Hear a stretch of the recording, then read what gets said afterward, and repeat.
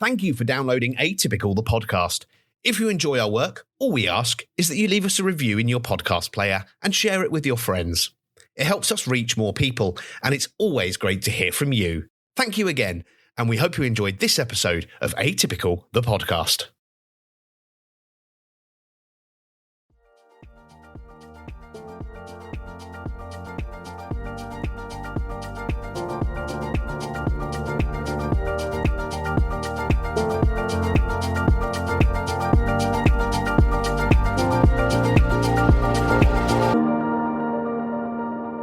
Hello and welcome to Atypical, the podcast where we look at life from a more atypical perspective. My name's Simon, your host, he, they, and, I've said this before and I'll probably say it again, it's just me this week. I know it's been a little while actually, some 6 or 7 weeks I think since we last put out an episode. A mixture of things behind that, autistic burnout, my computer decided to go the way of a Norwegian blue parrot, and as anyone who's probably tried to herd up a group of neurodivergent people in the past knows, it can be somewhat difficult sometimes. This was always my passion project, and it's something that I intend to keep doing for as long as I can. It's nice when I have other people here, because then it's not just me talking into the void, but, we'll see how it goes. I've not really prepared that much, I'm afraid, but what I have got is a few things that I've kind of spotted in and around the media in the last little while, and they sort of gave me some thoughts, and I just kind of wanted to share some of them with you. I suspect some of them will form part of future episodes, but there was a few things that really sort of stuck out to me in the last few weeks.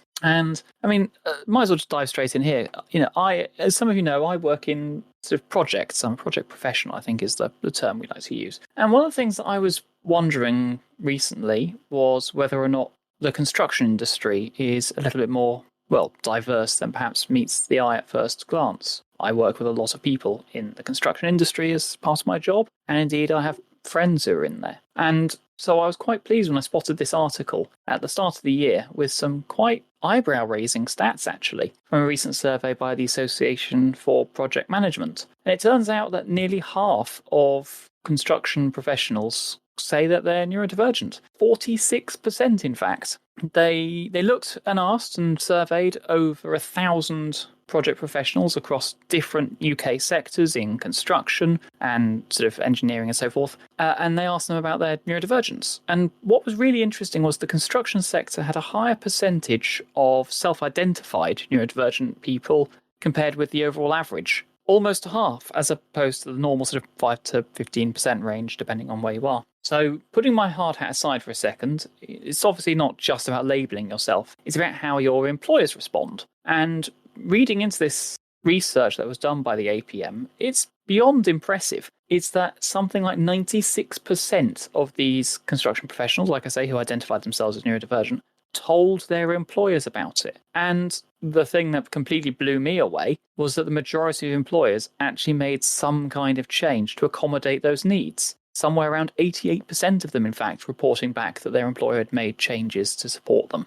Now, anyone who's been in and around the sort of diversity inclusion community, well, yeah, that's an astonishing number. But the wonderful thing is, I think it goes to show a certain amount of, I suppose, acceptance that's come along in the last few years, and inclusivity in action. But sort of, note of balance here is that despite this positive trend, there are obviously still some barriers that we all have to overcome. Certainly some people within my world of sort of project professionals feel hesitant about disclosing themselves to their bosses.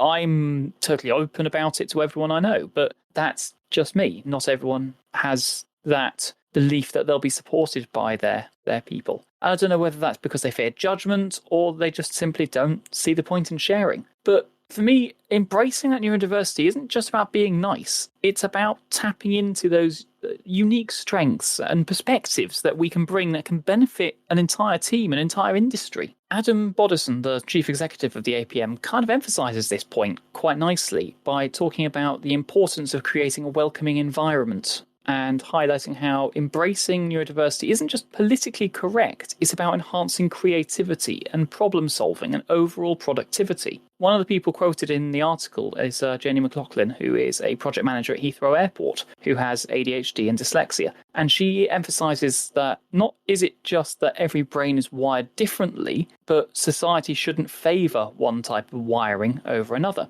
She sees neurodiversity as an opportunity, a way to create a more inclusive world where everyone's strengths are valued. So what does this all mean in terms of construction? It does suggest that we're moving in the right direction, certainly the bigger companies. And it suggests that by embracing neurodiversity, companies aren't just ticking a box. They are unlocking that potential, that creation, that fostering of a culture where everyone can thrive. And for those of us who don't fit the traditional mold, maybe it's time to celebrate our uniqueness. After all, in a world where diversity is the rule, being typical might just become a thing of the past. Anyway, whilst I'm on the news, I think we can all agree that it seems like many people around us that we might know experience what I can only describe as symptoms of inattention, hyperactivity, and impulsivity, even if they don't necessarily meet the clinical diagnosis of ADHD, for example. And what's interesting is that these milder sort of traits, if you want to think of it level, ADHD symptoms are essentially on the same spectrum as the clinical disorder, but arguably at the lower end of severity. Now, I was talking about this with my friend and hopefully future guest on this podcast, Alexander, and he decided to send me a link to the Daily Mail the other day with the interestingly titled article of "Using your phone for just 2 hours a day may raise the risk of ADHD in adults." Now, once I'd stopped ranting and found someone to read the article for me, because I refuse to engage with that rag, I think I found something a little closer to reality. I'll put the link in the show notes as ever, but the paper they're referring to, the catchily titled Trait-Level Non-Clinical ADHD Symptoms in a Community Sample and Their Association with Technology Addictions, was published in September 2023, so quick off the mark as ever for the tabloids. But it looked at how everyday ADHD traits relate to different kinds of technology addictions, like addiction to the internet or social media, smartphones, online shopping. I'm sure we can all think of times we've been like that. The researchers wanted to try and understand if people prone to inattention or hyperactivity, impulsivity, are more likely to struggle with these kinds of technological addictions. Now, it's only a small group so far they've looked at. They gathered data from 150 adults between 19 and 58 years old from the general community, so it's not just those with an ADHD diagnosis. And they got these participants to go through several really well-validated sort of self-reporting questionnaires, including things like the Adult ADHD Self-Reporting Scale, the Bergen Self-Media Addiction Scale, the Smartphone Addiction Scale, Young's Internet Addiction Test, and the Compulsive Online Shopping Scale. I have to admit, some of these were new to me, and I've been reading up on them, and they do appear to be pretty reasonable ways of sort of assessing people. But what I found fascinating reading through this paper was that the findings show that overall, the more severe someone's composite ADHD symptoms score, so we're combining inattention, hyperactivity, impulsivity, the more likely they were to show higher levels of internet, social media, smartphone, and some types of online shopping addiction. There was a clear positive correlation between ADHD trait severity and risk for technology addictions. That kind of suggests there is a fairly clear link between, well, ADHD and tech addictions as a whole. But the researchers were digging a bit further into the two main symptoms that are dominant within ADHD. That is inattention and hyperactivity impulsivity. And they found that inattention symptoms were moderately associated with addictions to social media, the internet, and online shopping, but that hyperactive or impulsive symptoms were linked to just social media addiction. So using a certain amount of statistical modelling that I have to admit went slightly over my head, and I had to ask a friend to help me out with this, the researchers were able to identify which specific ADHD symptoms were the best predictors of each technology addiction. So breaking this down a bit further, they went into it to find that whilst both inattention and the hyperactivity impulsivity predicted higher risks of social media and smartphone addictions, but for internet addiction, only the inattention symptoms were the predictor. It seems that hyperactivity impulsivity don't really play a big role in internet addiction, which is interesting. Neither inattention or hyperactivity impulsivity together could predict a higher risk of online shopping addiction when both were considered together. But inattention when measured alone seems to be the standout. It appears to be the most consistent risk factor across addictions and is the sole predictor of online shopping addiction specifically. So the researchers propose that this could be due to inattention-linked factors like difficulty sustaining focus, executive control deficits, or just simply constantly seeking new stimulation to avoid boredom. I'm pretty sure we all know someone for who ADHD and shopping feels like a significant overlap. Certainly, sometimes I have to avoid looking at online shops because they'll just sit there in my brain. And it does look like, in general, the study suggests that people with tendencies towards inattention, hyperactivity, or impulsivity, even at subclinical levels, may be more vulnerable to developing addictive patterns with technologies like the internet and social media and smartphones. But it does seem that inattention specifically is the standout risk factor for internet overuse. And the researchers, the authors of this paper, they're at pains to point out that most of the previous work in this area has focused on clinical ADHD populations, people who have been diagnosed with ADHD. And this is one of the first studies to properly look at how the milder ADHD-style traits in the general public might predispose them to these technology addictions. And of course, findings like this always need to be interpreted with a certain amount of caution because of the limitations of a smaller sample size. We talked about this in previous episodes on other studies. And there is a certain reliance on convenient sampling methods, cross-sectional study design. It can't prove causation fundamentally, and I will get a scientist on one day to actually explain what all of this stuff means. Anyway, overall, the work does highlight how ADHD-related traits that many people experience could make us more prone to unhealthy overuse of technologies, even without meeting the criteria for a full-blown clinical disorder diagnosis. And people who constantly struggle with concentration issues, for example, may be at particular risk of internet or smartphone addictions. The researchers do argue that clarifying these links between the subclinical ADHD symptoms and technology addictions is really important. From my reading of it, I think it really could help guide prevention and treatment efforts for effectively these modern behavioral addictions, which at the moment kind of lack formal clinical recognition or standardized diagnostic criteria. As technologies keep advancing and integrating into our lives, it really is becoming critical to understand what makes certain individuals more susceptible to developing compulsive or excessive habits around their use. We all know various stories about children who effectively fall into gambling by using loot boxes in games and the way in which lots of technology is almost designed to hold on to people. I think this study is really interesting because it suggests that personality traits like inattentiveness and impulsivity might represent risk factors that are worth looking out for. And I think that if we can learn a bit more, we can build up some kind of recognition for them. I'm not saying necessarily we want something like, going into DSM-5, because we've discussed the issues of that and the medical model in the past, but having a greater understanding and predictor of behaviours and people who are likely to fall into this kind of addictive behaviour, I think is incredibly important.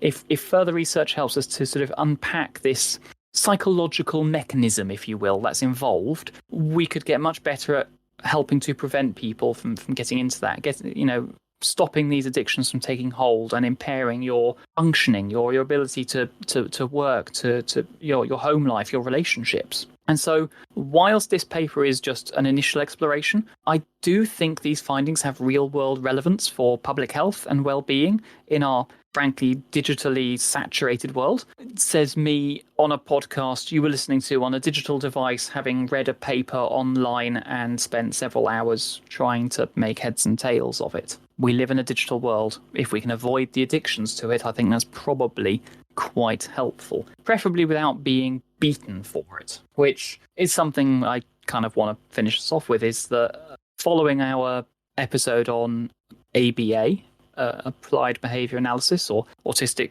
conversion therapy, as I think I called it, I did spot an article in the New Yorker, and I'll link it again in the show notes as ever. And it's kind of interesting. It's starting to edge towards the weeds of that more heated debate around ABA, and it was interesting to me because it sort of sits at that intersection of misunderstanding about autistic traits and straight out racism in some ways. For anyone who hasn't listened to our episode on it, ABA is basically a system of rewards, sweets, praise, that kind of thing, to encourage desired behaviours and skills in autistic kids, and punishments to discourage the undesirable ones. You can't see me doing air quotes, but there you are. It sounds harmless enough when you put it that way. You know, it's the sort of thing most parents do. But no, really no. This controversy runs deep. The roots of ABA are dark and twisted. You know, we're talking 1960s onwards. Ivor Lovaas at the UCLA, who would punish the kids he worked with slapping, shouting, electric shocks, starvation, and that's if they engaged in stuff like stimming. You know, normal things that lots of us do, or just being inattentive. It's really something out of a horror movie, and it's not really a wonder that the neurodiversity campaigners, this podcast, our community, are so vehemently against it, because it's just dehumanizing and abusive. If you want to know more, we did an entire episode on it.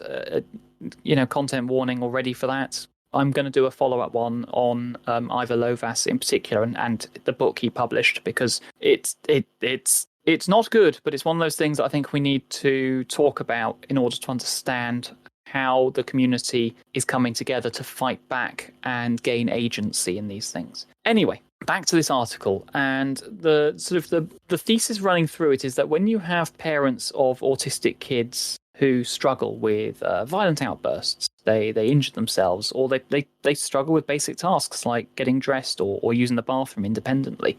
For them, ABA might be more than a therapy.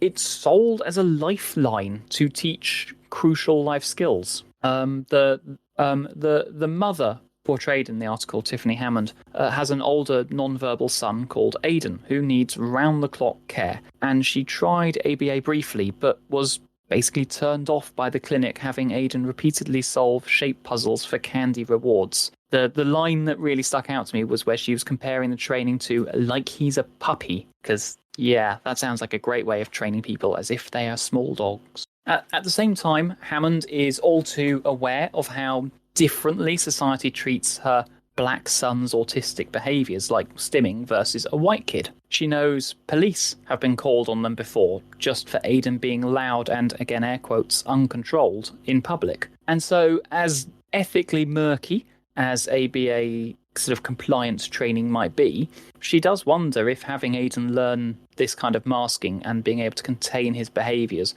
might be a necessity for him to stay safe. And that's a really difficult position for a mother to sit at, is that I can either push my child towards abusive therapy and he might live, or racism on the other side. That's not a position I think anyone wants to be in. And the arguments in this article get even more layered, especially as they start looking at modern, again air quotes, ABA providers, some of whom are autistic themselves, and has claim that the practice has evolved to be more affirming and focused on cultivating independence rather than the behavioural suppression. You know, no more food rewards or harsh quiet hands demands.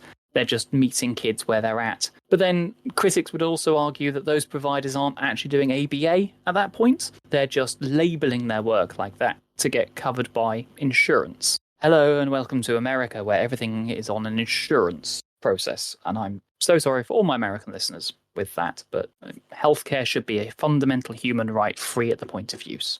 Anyway, off that high horse. The whole thing is a bit of a mess, and I'm not even sure where to begin to start pulling this stuff apart. Maybe in a future episode if I can learn more or find a guest who can explain this to me. But anyway, back to the article. And it seems that at the crux of it all is this sort of fundamental disagreement over whether autism should be treated as a disorder that needs intervention and behavioural modification. Certainly on this podcast, and indeed many of our friends across the community, we say that autism is just a natural human variation. It shouldn't be pathologised.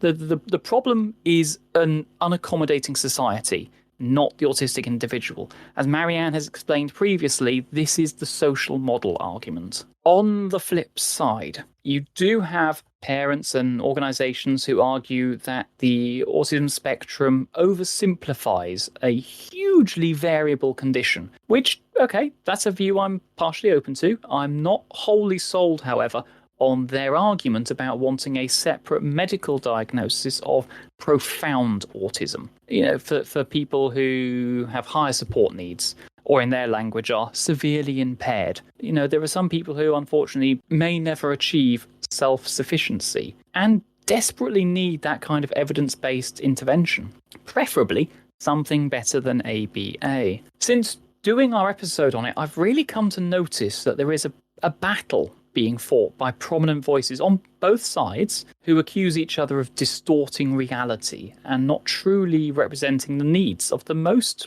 in need autistic people. In the midst of this sort of polarized landscape, families like the Hammonds have to navigate these incredibly difficult choices about what therapies to pursue or avoid for their loved ones. And while the article doesn't offer a nice, neat solution, it does a good job of humanizing it in a way that I think is worth sharing. It might give you that first bit of preparation before diving into the moral quagmire around ABA's past, around the intersection between ableism and racism and ability to access support.